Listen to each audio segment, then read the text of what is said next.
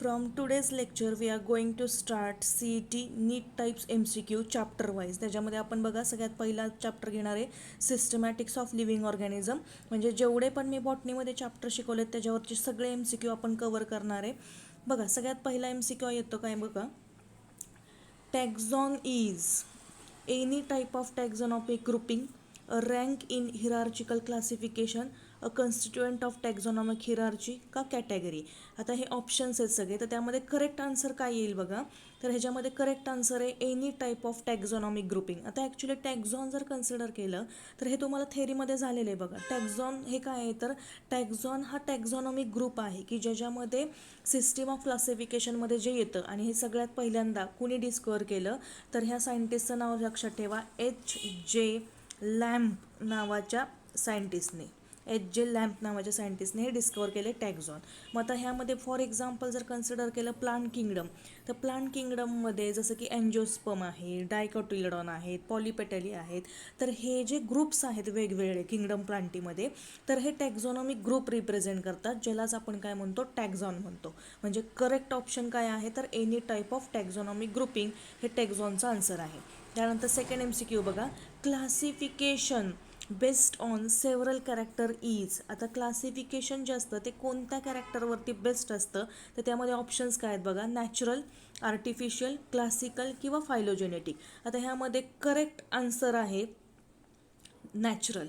जेवढं पण काही क्लासिफिकेशन असतं म्हणजे सिमिलर कॅरेक्टर असतील किंवा डिसिमिलर कॅरेक्टर असतील, पण हे सगळे कॅरेक्टर क्लासिफाय कसे केले जातात, तर नॅचरली क्लासिफाय केले जातात, बरोबर. म्हणजे आन्सर काय आहे, तर नॅचरल आहे. त्यानंतर सेकंड MCQ बघा, मल्टीसेल्युलर युकॅरियोटिक कन्झ्युमर्स. बघा, multicellular eukaryotic consumers belongs to kingdom.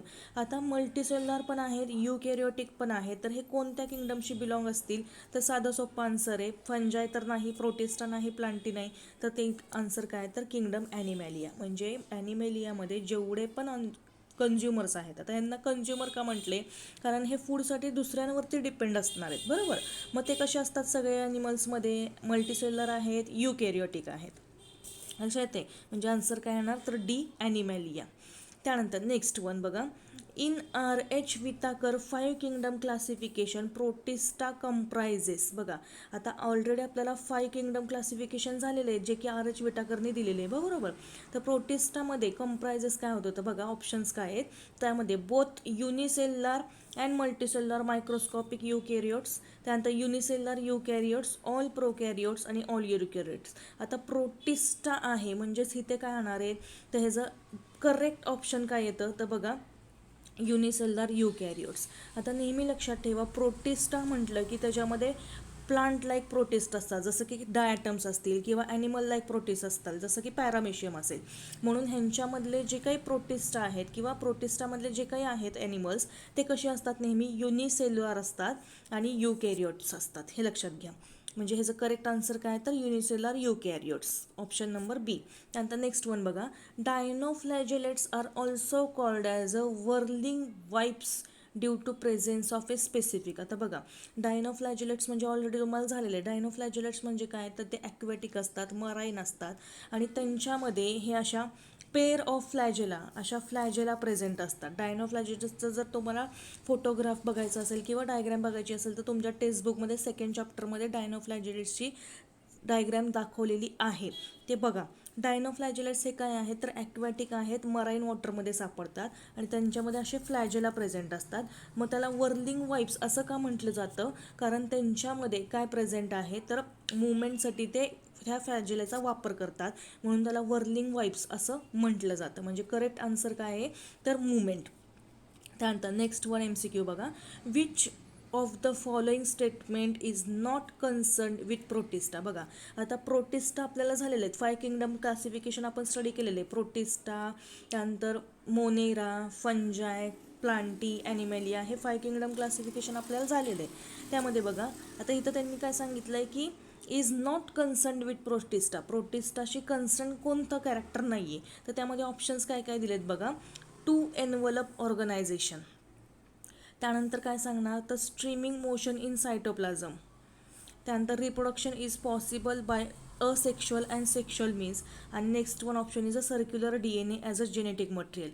आता ह्याचं करेक्ट आन्सर जर सांगायचं म्हटलं तर ह्याचं करेक्ट आन्सर काय आहे बघा, तर ह्याचं करेक्ट आन्सर आहे D, circular DNA as a genetic material. आता इथे प्रोटिस्टा जर कन्सिडर केले तर हे ऑप्शन हे रॉंग आहे प्रोटिस्टासाठी, कारण त्यांच्यामध्ये DNA प्रेझेंट असणार आहे as a genetic material, circular DNA, बरोबर. कारण प्रोटिस्टा जर आपण कन्सिडर केले तर हे थोडेफार काय असतात तर युकॅरियोट्स बरोबर लिंक दाखवतात फक्त, पण त्यांच्यामध्ये कॅरेक्टर जर आपण कन्सिडर केले तर ते प्रोकॅरियोटिकचे कॅरेक्टर प्रेझेंट असतात, बरोबर.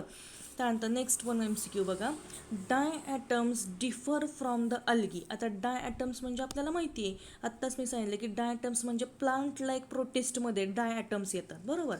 तर हे अल्गीपासून कसे वेगळे आहेत, तर त्याचे ऑप्शन्स काय आहेत बघा, mode of nutrition, presence of sculpture plates किंवा presence of bivalve siliceous frustules आणि हॅबिटॅट फ्लॅजिला ऑर्गनायझेशन. आता ह्याचं करेक्ट आन्सर जर सांगायचं म्हटलं तर ऑप्शन आहे सी, म्हणजेच प्रेझेन्स ऑफ बायवॉल्ड सिलेशियस फ्रस्ट्युल्स. म्हणजे आता ह्यांच्यामध्ये डायटम जर बघितलं तर त्यांच्यावरती हे असं सोपकेस लाईक स्ट्रक्चर प्रेझेंट असतं. मला वाटतं मी हे थेरीमध्ये तुम्हाला सांगितलं आहे डायटमबद्दल.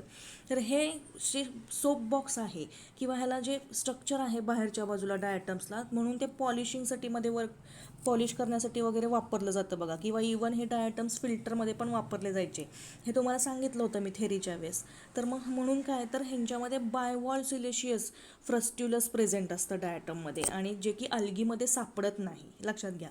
म्हणून डायटम्स हे अल्गीपेक्षा वेगळे आहेत. कळलं, म्हणजे करेक्ट आन्सर काय सांगणार, सी, प्रेझेन्स ऑफ बायवॉल्ड सिलेशियस फ्रस्ट्युलस. त्यानंतर नेक्स्ट वन बघा MCQ, and edible fungus is. आता इथे काय विचारलं आहे, इडिबल फंगस म्हणजे काय, तर कोणता असा फंजाय आहे जो खाण्याच्या योग्य असतो. मग त्यामध्ये ऑप्शन्स काय दिलेत बघा, अस्परजिलस, पॉलिपोरस, उस्टिलॅगो आणि मॉर्चेलिया. तर ह्याचं करेक्ट आन्सर आहे मॉर्चेला. करेक्ट आन्सर काय तर मॉर्चेला हा असा फंगस आहे जो इडिबल आहे, खाण्याच्या योग्य असतो. त्यानंतर next one option is MCQ is, which of the following lack tissues. कोणते असे आहेत की ज्यांच्यामध्ये टिश्यूजच नसतात, तर त्याचे ऑप्शन्स काय काय आहेत बघा, ब्रायोफाइट्स, अल्गी, टेरोडोफाइट्स आणि जिम्नोस्पर्म. आता ब्रायोफाइट्स जर कन्सिडर केले तर त्यांच्यामध्ये टिश्यूज प्रेझेंट असतात, टेरोडोफाइट्स आणि जिम्नोस्पर्ममध्ये पण टिश्यू प्रेझेंट असतात. मग त्यामध्ये आन्सर आहे बी, अल्गीमध्ये टिश्यू सिस्टीम ॲबसेंट असते, हे लक्षात घ्या. त्यानंतर नेक्स्ट वन काय आहे तर which of the following are archaebacteria. तर ह्यातले आर्कीबॅक्टेरिया कोणते आहेत. आता आर्कीबॅक्टेरिया म्हणजे काय, तर असे बॅक्टेरिया जे एक्स्ट्रीम एन्व्हायरमेंटला, आता हे थेरीमध्ये तुम्हाला झालेलं आहे, असे बॅक्टेरिया जे एक्स्ट्रीम एन्व्हायरमेंटला सापडतात त्यांना आर्कीबॅक्टेरिया म्हटलं जातं. मग याचं करेक्ट आन्सर काय सांगणार, तर बघा, ग्रीन सल्फर बॅक्टेरिया आहेत, त्यानंतर मिथॅनोजेन्स आहेत, सुडोमोनास आहेत आणि क्लॅमॅडियस आहेत. तर ह्याचं करेक्ट आन्सर काय आहे तर मिथोजेन्स जे आहेत तर त्यांना आर्कीबॅक्टेरिया असं म्हटलेलं आहे, कारण हे जे मिथोनोजेन्स आहेत ते एक्स्ट्रीम एन्व्हायरमेंट कंडिशनमध्ये हे बॅक्टेरिया सापडतात, म्हणून त्यांना आर्कीबॅक्टेरिया असं म्हटलेलं आहे. कळलं. त्यानंतर नेक्स्ट वन बघा, select the incorrect statement with respect to fungi. आता फंजायशी रिलेटेड इनकरेक्ट स्टेटमेंट कोणतं आहे बघा, मोस्टली फंजाय आर फिलामेंटस. आता हे करेक्ट स्टेटमेंट आहे, कारण फंजाय मोस्टली फिलामेंटसच असतात, थ्रेड लाईक स्ट्रक्चर असतं, थ्रेड लाईक बॉडी असते, बरोबर.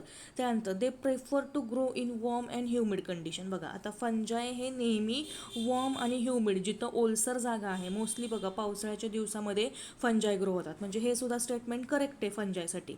आपल्याला काय विचारले तर इनकरेक्ट स्टेटमेंट विचारले, म्हणजे पहिले दोन करेक्ट आहेत.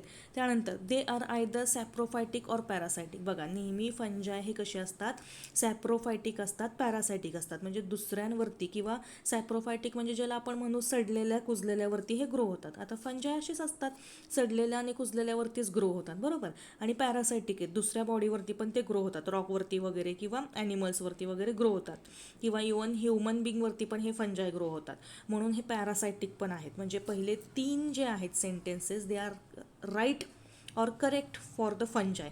मग शेवटचा जो स्टेटमेंट आहे, karyogamy is followed by plasmogamy, तर हे स्टेटमेंट रॉंग आहे फंजायसाठी. आता इथं कॅरिओगॅमी म्हणजे काय तर ऑलरेडी तुम्हाला सेल डिव्हिजनमध्ये झालेलं आहे बघा, तर तुम्हाला हे सांगितलं होतं कॅरिओकायनान्सिस, सायटोकायनान्सिस. कॅरिओगॅमी म्हणजे काय, तर इथे बघा नेहमी डिव्हिजन न्यूक्लियसचं होतं. आणि प्लाझ्मोगॅमी म्हणजे काय, तर प्रोटोप्लाझम, जो प्रोटोप्लाझम असतो तो फ्यूज होतो together without fusion of nuclei. म्हणजे इथे प्लाझ्मोगॅमीमध्ये 2 न्यूक्लिया फ्यूज होत नाहीत, पण प्रोटोप्लाझम फ्यूज होतो, त्याला प्लाझ्मोगॅमी असं म्हटलं जातं. लक्षात येते. म्हणजे फंजायसाठी इनकरेक्ट स्टेटमेंट कोणतं आहे, तर karyogamy is followed by plasmogamy. Karyogamy ही प्लाझ्मोगॅमीनी फॉलोड केली जात नाही फंजायमध्ये, हे लक्षात घ्या. त्यानंतर नेक्स्ट वन MCQ बघा, ड्यूटेरोमायसिस रिप्रोड्युस्ड बाय. आता ड्यूटेरोमायसिस हे ग्रुप आहेत फंजायमधले, अस्कोमायसिस, ड्यूटेरोमायटिड्स, हे झालेलं आहे आपल्याला थेअरीमध्ये, बरोबर. मग ड्यूटेरोमायसिस रिप्रोड्यूस बाय, नेहमी ड्यूटेरोमायटिड्स हे कशाने रिप्रोड्यूस केले जातात, तर त्याचं करेक्ट आन्सर आहे कोनिडिया. कोनिडिया म्हणजे असं स्पोर्स तयार होतात, ह्याला कोनिडिया असं म्हटलं जातं, बरोबर. म्हणजे हे ड्यूटेरोमायसिसचं रिप्रोडक्शन हे कोनिडिया थ्रू होतं, हे लक्षात घ्या. त्यानंतर नेक्स्ट वन बघा MCQ काय आहे, truffles and edible fungi belong to class. आता सगळ्यात आधी ट्रफल्स म्हणजे काय समजून घ्या. ट्रफल्स म्हणजे असे फंजाय जे ग्राउंडच्या आतमध्ये ग्रो केले जातात किंवा ग्रो होतात. लक्षात आलं. ट्रफल्स म्हणजे काय म्हणतो आपण, असे फंजाय जे ग्राउंडच्या आतमध्ये ग्रो होतात त्यांना ट्रफल्स म्हटलं जातं. मग इथं काय विचारले, तर ट्रफल्स जे इडिबल फंजाय ते कोणत्या क्लासशी बिलॉंग करतात, तर त्याच्यामध्ये करेक्ट आन्सर जर सांगायचं म्हटलं तर अस्कोमायसिड्स. आता मगाशीच मी सांगितलं वेगवेगळे फंजायचे ग्रुप्स आहेत जे की थेरीमध्ये आपल्याला झालेले आहेत. अस्कोमायसिस, बेसिडिओमायसिस, ड्यूटेरोमायसिस, फायकोमायसिस. तर त्यामध्ये अस्कोमायसिस हा जो ग्रुप आहे किंवा क्लास आहे फंजायचा, त्याच्यामध्ये ट्रफल्स हे येतात, लक्षात घ्या नेहमी, अस्कोमायसिट्स. त्यानंतर नेक्स्ट वन MCQ बघा, सेल वॉल ऑफ फंजाय. आता सेल वॉल फंजायचा कसा आहे, तर त्यामध्ये जर करेक्ट आन्सर सांगायचं म्हटलं तर answer is C, is rigid and mostly composed of C22, H54, N21 and oxygen. म्हणजे कार्बन, हायड्रोजन, ऑक्सिजन आणि हे जर कन्सिडर केले तर ह्यानी तो कंपोज झालेला असतो. लक्षात येते. म्हणजे सेल वॉल ऑफ फंजाय जर कन्सिडर केला तर हा कायटिननी बनलेला असतो, हे लक्षात घ्या. आणि मोस्टली हा कसा असतो, तर रिजिड असतो, कळलं. त्यानंतर नेक्स्ट वन MCQ बघा, RNA particles causing symptoms like that of virus disease are known as. बघा असे RNA पार्टिकल्स जे सेम व्हायरससारखे सिम्पटम्स दाखवतात तर त्यांना काय म्हटलं जातं असं विचारलं आहे, तर त्याचं करेक्ट ऑप्शन आहे विरॉइड्स. आता ऑलरेडी तुम्हाला व्हायरसेस आणि विरॉइड हे दोन्ही झालेलं आहे. विरॉइड म्हणजे काय, तर असे व्हायरससारखेच ऑर्गॅनिझम जे डिसीज कॉज करतात आणि मोस्टली हे जे विरॉइड्स आहेत ते प्लांटला डिसीज कॉज करतात, कळलं. मग RNA particles causing symptoms like that of virus disease are known as, त्यांना काय म्हटलं जातं, तर विरॉइड म्हटलं जातं, हे लक्षात घ्या. त्यानंतर नेक्स्ट MCQ आहे बघा, which one of the following statement is correct. आता ह्यातलं कोणतं स्टेटमेंट करेक्ट आहे बघा. Viruses are obligate parasite. त्यानंतर all fungi are pathogenic, all algae are eukaryotic, bacteria are always harmful to mankind. बघा आता ह्यामध्ये जर कन्सिडर केलं तर सगळेच फंजाय हे पॅथोजेनिक नसतात, म्हणजे काही हे युजफुल पण आहेत किंवा जे डिसीज कॉज करत नाहीत, जे इडिबल आहेत, आपण खातो. किंवा सगळ्या अल्गी ह्या युकॅरियोटिक नाही आहेत, काही अल्गी प्रोकॅरियोटिक पण आहेत. आणि सगळेच बॅक्टेरिया हे हार्मफुल नसतात मॅनकाइंडला, काही बॅक्टेरिया हे युजफुल पण आहेत, बरोबर. मग ह्याच्यामध्ये करेक्ट स्टेटमेंट कोणतं आहे, तर व्हायरसेस आर ऑब्लिगेट पॅरासाइट. नेहमी लक्षात ठेवा व्हायरसेस हे काय आहेत, तर ऑब्लिगेट पॅरासाइट आहेत. ऑब्लिगेट पॅरासाइट म्हणजे काय, तर असे पॅरासाइट जे त्यांची लाईफ सायकल विदाऊट होस्ट ते कम्प्लीटच करू शकत नाहीत, कळलं. म्हणून व्हायरसेसला काय म्हटलं आहे, तर ऑब्लिगेट पॅरासाइट म्हटलेले. परत एकदा मी सांगते, ऑब्लिगेट पॅरासाइट म्हणजे काय, तर असे parasite which cannot complete their life cycle without host. त्यांना होस्ट बॉडी लागतेच त्यांची लाईफ सायकल कंप्लीट करायला. म्हणून आन्सर काय आहे, तर व्हायरसेस आर ऑब्लिगेट पॅरासाइट हे करेक्ट आन्सर आहे किंवा करेक्ट स्टेटमेंट आहे. त्यानंतर नेक्स्ट वन बघा, इन्फ्लुएन्झा व्हायरस कंटेन्स. आता इन्फ्लुएन्झा म्हणजे काय, तर असा व्हायरस जो फ्ल्यू कॉज करतो, म्हणजेच ज्याला आपण ताप वगैरे येणे म्हणतो, बरोबर, तर फ्ल्यू कॉज करतो. तर त्यांच्यामध्ये काय प्रेझेंट असतं तर नेहमी लक्षात ठेवा, जिथं व्हायरस येईल तिथे काय प्रेझेंट असणार आहे तर RNA प्रेझेंट असणार आहे. इवन आपला कोरोना जो व्हायरस आहे तर त्याच्यामध्ये सुद्धा RNA प्रेझेंट आहे, कळलं. म्हणजे नेहमी लक्षात घ्या, इन्फ्लुएन्झा व्हायरसमध्ये काय प्रेझेंट आहे तर RNA प्रेझेंट असतं. त्यानंतर नेक्स्ट वन बघा, MCQ. VAM are a kind of. आता वॅम म्हणजे काय तर त्यांना वॅस्क्युलर अर्बॅस्क्युलर मायकोरायझा असं म्हटलं जातं. वॅस्क्युलर अर्बॅस्क्युलर मायकोरायझा. आता हे काय आहे तर ॲक्च्युली हे फंजाय आहेत जे की रूटमध्ये ग्रो होतात. कोणत्याही प्लांटच्या रूटमध्ये ते ग्रो होतात, त्यांना वॅम असं म्हटलं जातं. मग हे वॅम काय दाखवतात तर दे शो, याचा आन्सर काय बघा, सॅप्रोफायटिक बॅक्टेरिया आहेत, सॅप्रोफायटिक फंजाय आहेत का सिम्बायोटिक फंजाय आहेत, तर त्याचं करेक्ट ऑप्शन आहे सिम्बायोटिक फंजाय. जे वॅम असतात ते सिम्बायोटिक फंजाय आहेत. सिम्बायोटिक फंजाय म्हणजे आत्ताच मी सांगितलं की they are associated with the root. नेहमी लक्षात घ्या, वॅम जे असतात ते रूटच्या आतमध्ये राहत असतात, म्हणून त्याला सिम्बायोटिक ॲसोसिएशन होतं. म्हणजेच प्लांट आणि फंजायचं तिथं सिम्बायोटिक ॲसोसिएशन होतं. सिम्बायोटिक ॲसोसिएशन म्हणजे काय तर ह्याच्यापासून दोघांना फायदा मिळतो. फंजायला त्या प्लांटमध्ये राहायला जागा मिळते आणि त्या बदल्यात हे जे फंजाय आहेत त्या प्लांटला नायट्रोजन फिक्स करून देतात, कळलं. म्हणून ह्याला सिम्बायोटिक फंजाय असं म्हटलेलं आहे. त्यानंतर नेक्स्ट वन ऑप्शन बघा, typhoid fever is caused by a species of. जो टायफॉइड आपला फीवर आहे म्हणजे टायफॉइड जो होतो तो कोणत्या स्पीसीजने होतो असं विचारलेलं आहे, तर त्याचं करेक्ट आन्सर आहे सॅल्मोनेला. आता सॅल्मोनेला हा जीनस आहे आणि टायफी हा स्पीसीज आहे, लक्षात घ्या. म्हणजे सॅल्मोनेला टायफी नावाचा जो स्पीसीज आहे त्याच्यामुळे टायफॉइड फीवर हा होतो. त्यानंतर नेक्स्ट MCQ काय बघा, the beginning of understanding genetic transformation in bacteria was made by. सगळ्यात पहिल्यांदा बॅक्टेरियामध्ये जेनेटिक ट्रान्सफॉर्मेशनचं अंडरस्टँडिंग कुणी डिस्कवर केलं तर त्याचं करेक्ट आन्सर आहे ए, फ्रेडरिच ग्रिफिथने. ग्रिफिथ एक्सपेरिमेंट आपल्याला पुढे जाऊन 12th स्टँडर्डमध्ये तो स्टडी करायचा आहे. ग्रिफिथ एक्सपेरिमेंट म्हणजे काय, म्हणजे सगळ्यात आधी लक्षात घ्या, जे काही जेनेटिक ट्रान्सफॉर्मेशन असतं बॅक्टेरियामध्ये किंवा जीन जे ट्रान्सफर केले जातात ते सगळ्यात आधी कोणी शोध लावला तर फ्रेडरिच ग्रिफिथ नावाच्या सायंटिस्टने त्याच्यावरती शोध लावला आहे. आता हे जे MCQ आहेत ते आपण जवळपास 20 MCQज आत्ताच्या लेक्चरमध्ये कव्हर केलेत. In a next lecture we will cover more MCQज depending upon the living organism. की सिस्टमॅटिक्स ऑफ लिव्हिंग ऑर्गॅनिझम जो चॅप्टर आहे त्याच्यावरचे राहिलेले MCQ आपण नेक्स्ट लेक्चरला कव्हर करू. Okay, thank you. ह्यामध्ये जर काही डाऊट असेल, काही समजत नसेल तर डायरेक्ट मला कॉन्टॅक्ट करा आणि समजलं असेल तर लाईक करा, शेअर करा. थँक्यू.